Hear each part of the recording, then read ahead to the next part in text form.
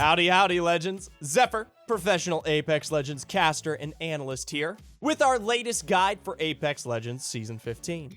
A new season has brought a new map, so we're going to run you through these standout features and some tips and tricks that we've gathered over the first few days on Broken Moon. But first, our question of the day. If you had to rank the 5 maps in Apex Legends, what order would you put them in?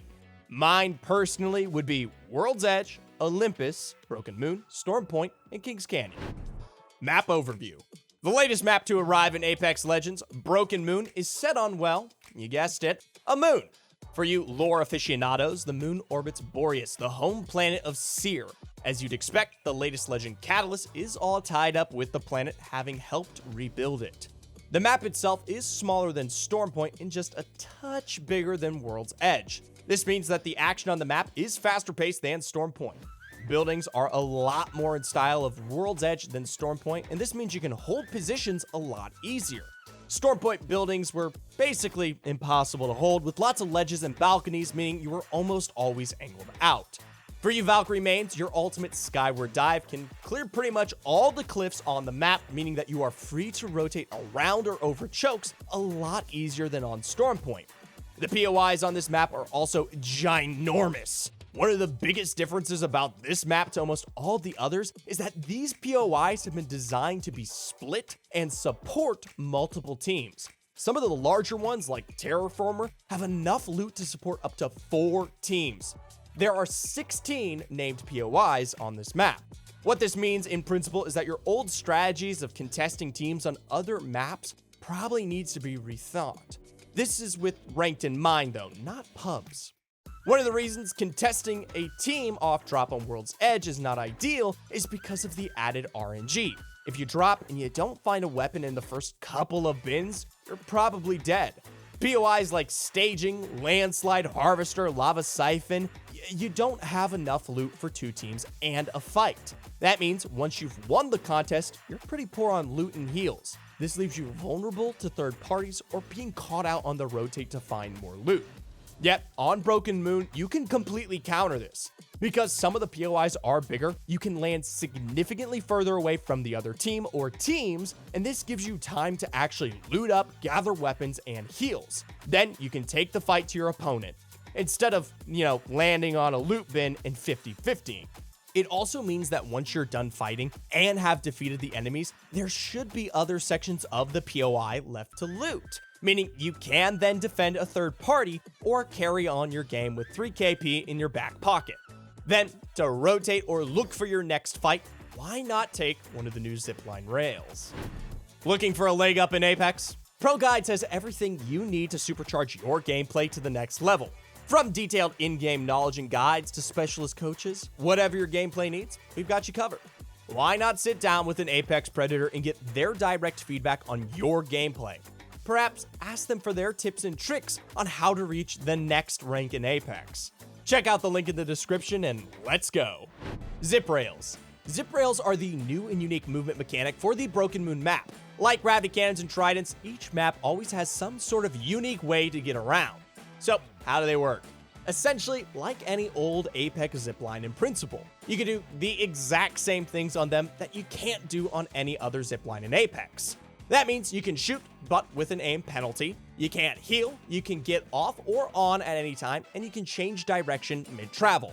The biggest difference for these zip rails is the increased speed and momentum that they give you. They also make a very nice satisfying noise. Now, don't be fooled, you do go faster on these than a normal zipline, but you can absolutely be killed by a good player, or literally any charge rifle Andy with a big enough mousepad to track you. These zip rails can really help you move around the map and make challenging rotations or get out of quick escape cards, but they are absolutely not a get out of jail free card, so use them with caution.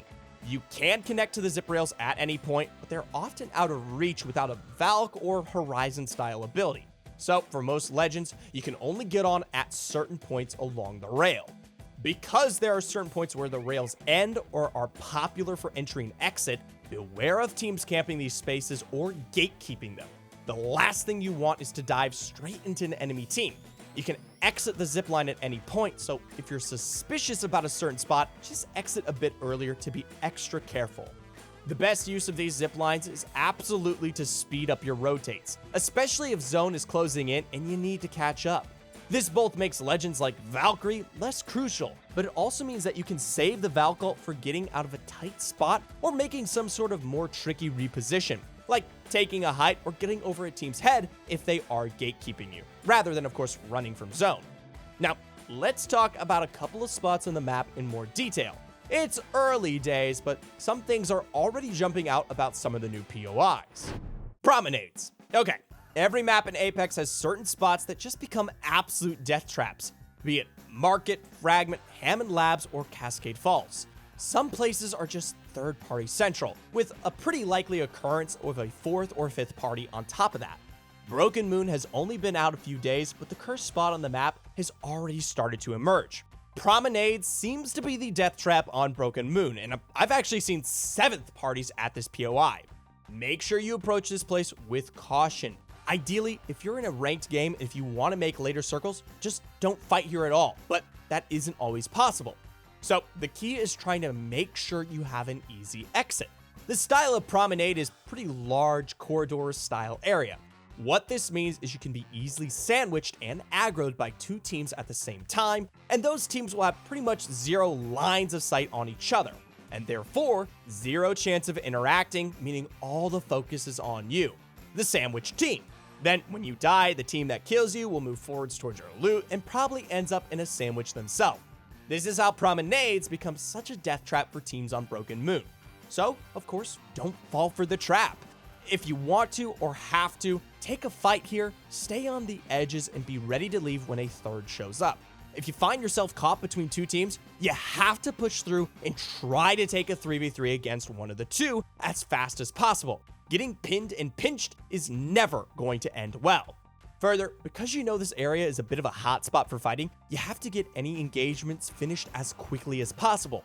The longer your fights take here, the greater chance of you getting 3rd, 4th, or 5th becomes, so stay aware. Another spot to think about is Terraform. This is one of the biggest POIs in Apex Legends history, and it acts as a King of the Hill style area. But this of course can make it dangerous. Because it's so central in the map, the risks regarding third parties that we just spoke about in Promenades apply here, but with an added ingredient: height. Be very careful to keep an eye on your high grounds as you rotate in here.